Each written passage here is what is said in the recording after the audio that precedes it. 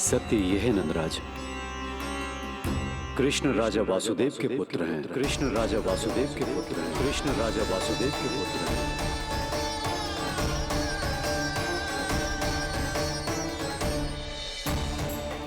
और वो कोई साधारण बालक नहीं है,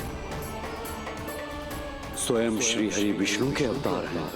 और वो कोई साधारण बालक नहीं है, स्वयं श्री हरि विष्णु के अवतार हैं।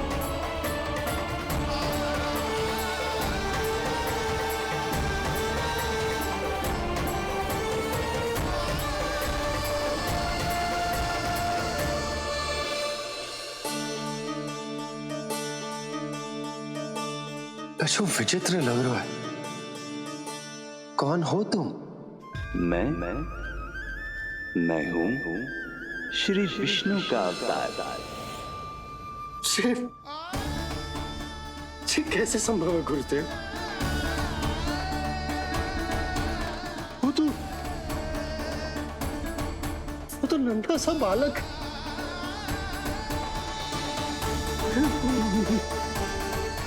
वो श्री नारायण का अवतार कैसे हो सकता है? और गुरुदेव, आप ये सोच भी कैसे सकते हैं कि वो मेरा लल्ला वसुदेव भैया का पुत्र है? यही सत्य है नंदराज, पिछले जन्म में मिले वरदान का फल है ये।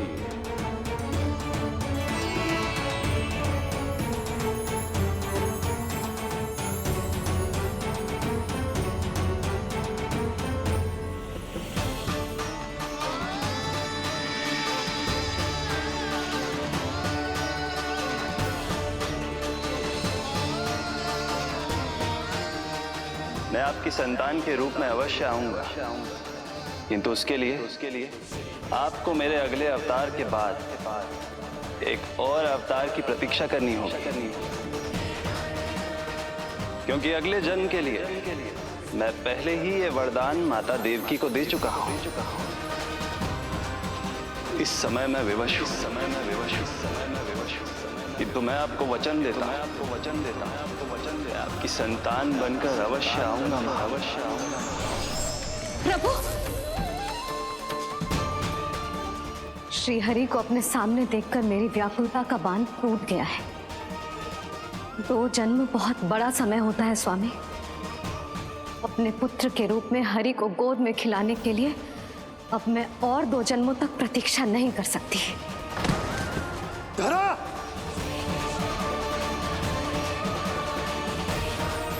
माता देवकी को मैं पहले ही वचन दे चुका हूं, इसलिए विधि के विधान के अनुसार मुझे उन्हीं का पुत्र बनकर जन्म लेना होगा।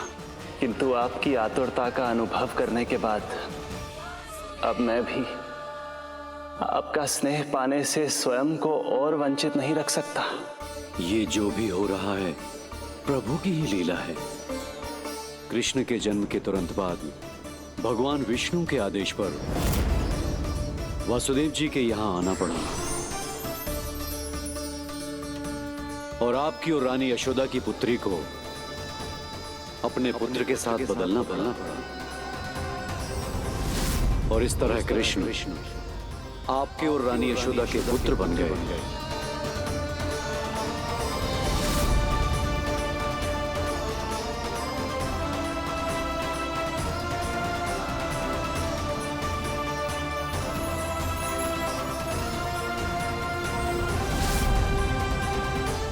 आपने सही कही थी गुरुदेव, कि सुनने में तो वरदान ही लगता, पर इसे स्वीकार करना होता ही कठिन। जब यशोदा को इस बात का पता चलेगा तो उसे कैसा लगेगा? अपने नाम का अर्थ अच्छे से सुनो है ना तूने? उसका हर एक अक्षर भगवान श्री नारायण से संबंधित है, जैसे उन्हीं का स्वरूप है तू। बस मैया, ये सत्य आपसे छुपा रहे, इसी कारण बाबा के लिए ये जानना आवश्यक है। फिर चाहे इसे स्वीकार करना उनके लिए कितना भी कष्टदायक क्यों ना हो। नहीं नंद, ये सत्य उन्हें आप नहीं बताएंगे।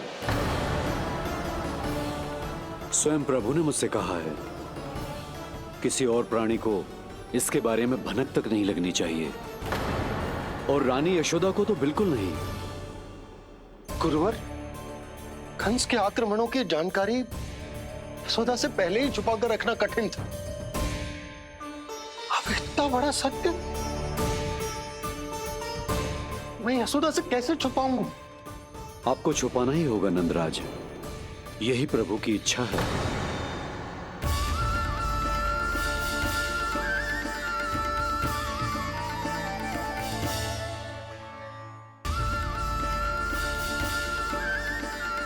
और क्यों गुरुवर? ताकि नारायण अपनी मैया की ममता का अनुभव कर पाए। यही तो उनके अवतार का मुख्य उद्देश्य है। मुख्य उद्देश्य?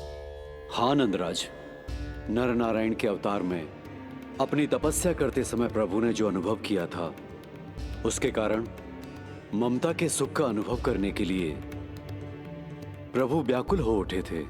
ऐसा क्या हुआ था, मुझे भी बताइए। हो सकता है ये बात इस सत्य को स्वीकार करने में मेरी सहायता करे। बहुत समय पहले की बात है। अनेक देवी देवता परम प्रभु विष्णु के पास बैकुंठ गए थे। वहां प्रभु की आंखों में आंसू देखकर वो सभी स्तब्ध रह गए।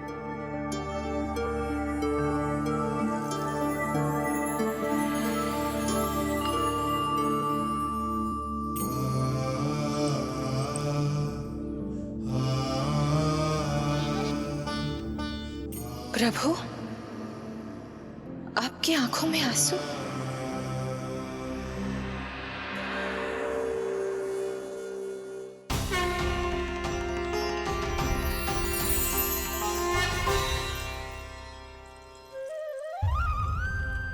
चिंता मत कीजिए, आप सब तो जानते हैं हिरण्यकश्यप को मारने के लिए मैंने नरसिंह अर्थात आधे मानव और आधे सिंह के रूप में अवतार लिया था। उस राक्षस का वध करने के बाद नर और सिंह दोनों भागों ने अलग अलग होकर नर और नारायण के रूप में पुनः जन्म लिया। वर्तमान में वो दोनों बद्रिकाश्रम में तपस्या कर रहे हैं।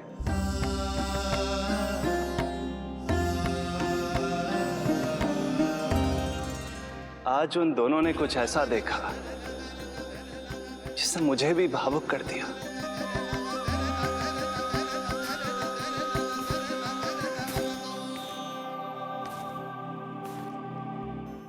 सखा, ये युवक कौन है? निकट के एक गांव के धनी व्यापारी का पुत्र है ये। प्रत्येक संध्या वन के उस पार ये अपनी प्रेयसी से मिलने जाता है और फिर रात्रि भर उस नर्तकी के साथ सहवास करने के बाद सुबह अपने निवास को लौट आता है। यदि यही इसका नित्य क्रम है तो फिर आज ये इतने तनाव में क्यों है?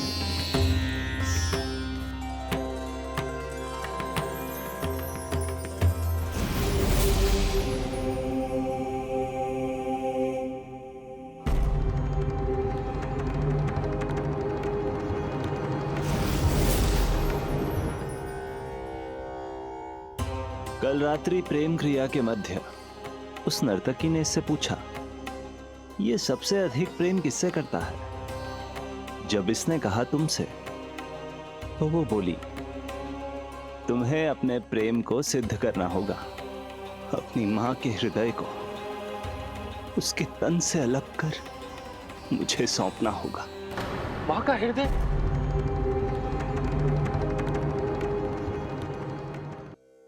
फिर क्या हुआ प्रभु? वो लाया अपनी मां का हृदय? ये जिज्ञासा यक्ष प्रश्न बनकर पूरे दिन नर और नारायण के मस्तिष्क में कौंधती रही। उन्होंने संध्या होने तक वहीं नदी किनारे प्रतीक्षा करने का निर्णय लिया ताकि वो ये जान सके कि क्या वो युवक अपनी क्रूर प्रेयसी को छोड़ेगा या वासना में अंधा होकर अपनी ही माता की हत्या करने का जघन्य अपराध करेगा। अब उसके वन पार करने का समय बीत चुका है। युवक ने विवेक का परिचय दिया है सखा। हे प्रभु, आपका कोटि कोटि धन्यवाद।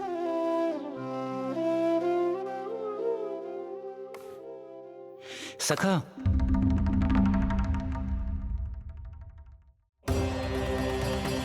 सखा मुझे बताओ, जो अकल्पनीय था कहीं वो घट तो नहीं गया?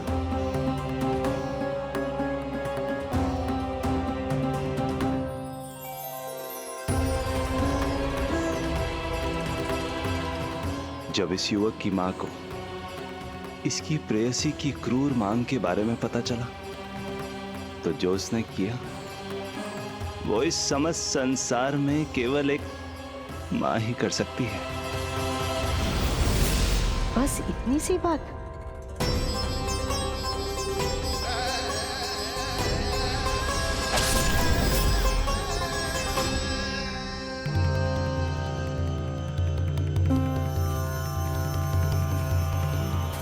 संभाल के मेरे बेटे, कहीं चोट ना लग जाए तुझे। संभाल के मेरे बेटे, कहीं चोट ना लग जाए तुझे। संभाल के मेरे बेटे, कहीं चोट ना लग जाए तुझे। ये तो उसकी मां की पुकार है। मां, मैंने क्या कर दिया मां? मां!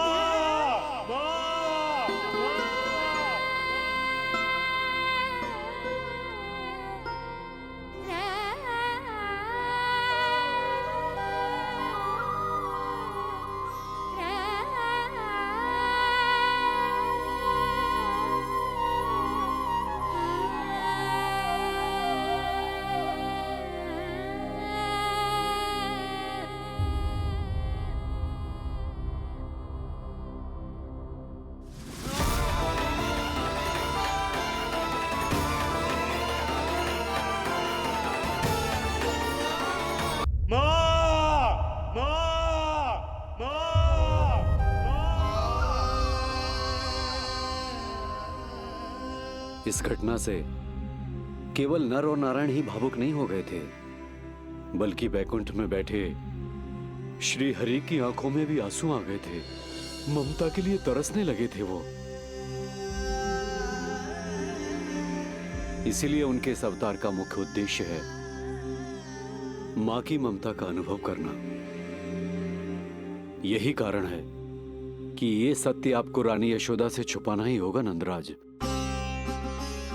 नहीं तो वो कृष्ण को मां की दृष्टि से नहीं, एक भक्त की दृष्टि से देखेंगी, और प्रभु जिस आनंद के लिए इतना कष्ट उठा रहे हैं उससे ही वंचित रह जाएंगे। बोलिए नंदराज, आप श्री नारायण के इस सत्य को गुप्त रखेंगे ना?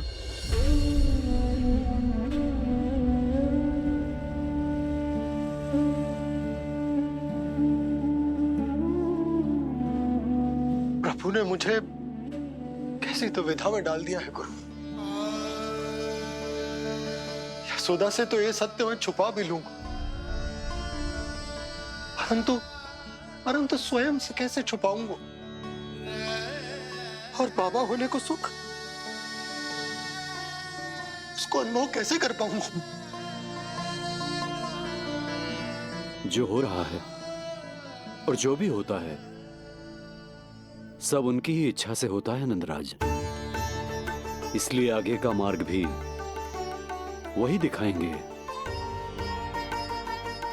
अब मैं चलता हूं नंदराज। राजा वसुदेव और रानी देवकी नामकरण के बारे में जानने के लिए व्याकुल हो रहे होंगे।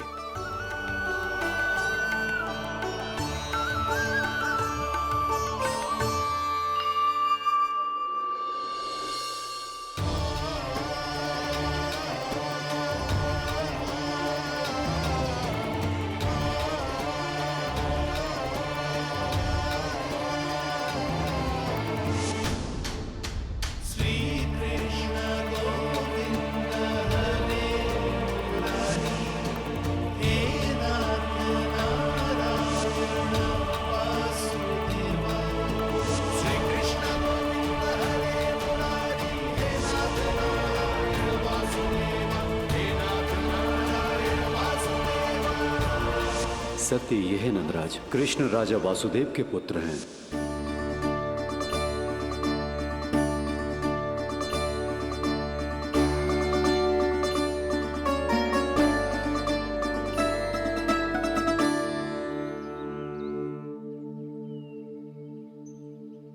नंदराज,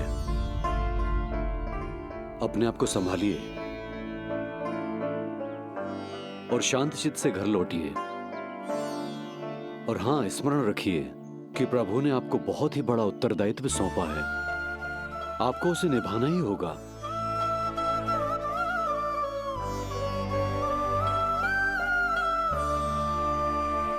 प्रभु आपको शक्ति दे।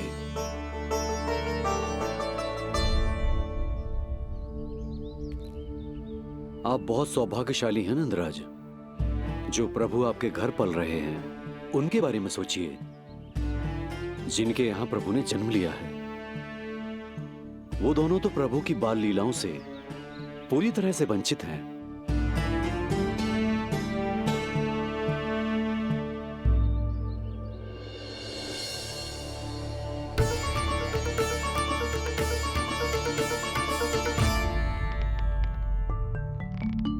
कहाँ रह गए तेरे बाबा लल्ला? जो आए क्यों ना अब तक?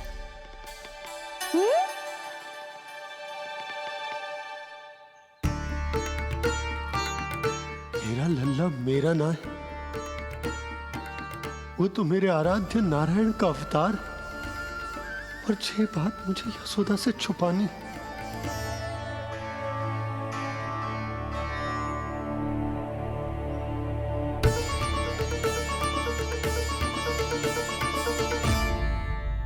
बाबा वहीं खड़े मत रहो, अब आ भी जाओ ना।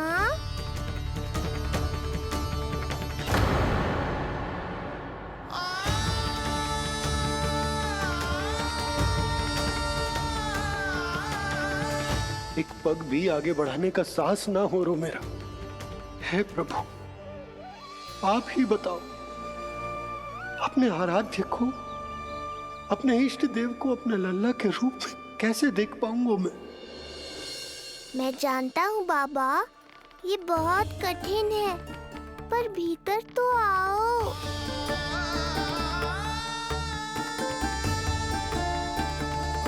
अब आ भी जाओ बाबा, ऐसे बाहर कब तक खड़े रहोगे आप?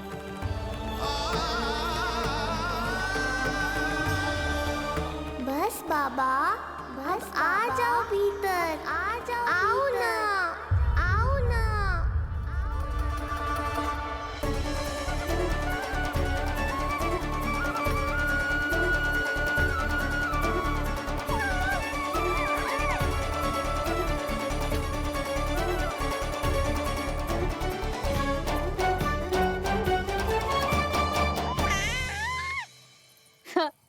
समझो? जब तू इधर उधर भाग रहा होगा तो तुझे बुलाने के लिए मैं तुझे ऐसे पुकारूंगी, कृष्ण। और जब तू शैतानी करेगो ना लल्ला, मैया को तंग करेगो, तो मैं तुझे क्रोध में ऐसे बुलाऊंगी, कृष्ण। हाँ। इसे सत्य पतो ना है, इसीलिए कितनी अच्छी तरह से मैया होने का कर्तव्य निभा रही है।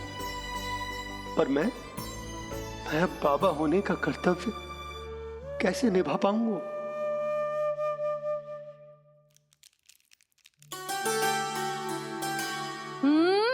सावधान। इतनी अच्छी लगी तुझे बाबा की दीजे माला, कि मुंह में ले लियो तूने? मुंह में लेने की वस्तु ना है लल्ला। जैसे यशोदा आपको एक मैया की तरह सीख दे रही है, मैं आपको बाबा की तरह शिक्षा कैसे दे पाऊंगा प्रभु?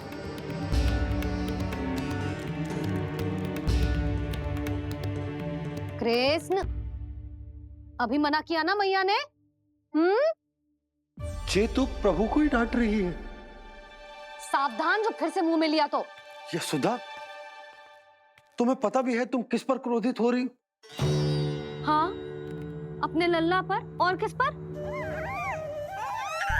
मेरे कहने का अर्थ ये है कि तुम्हें सच में पता भी है जे कौन है? जे स्वयं प्रभु ने मुझसे कहा है किसी और प्राणी को इसके बारे में भनक तक नहीं लगनी चाहिए, और रानी यशोदा को तो बिल्कुल नहीं, और रानी यशोदा को तो बिल्कुल नहीं, और रानी यशोदा को तो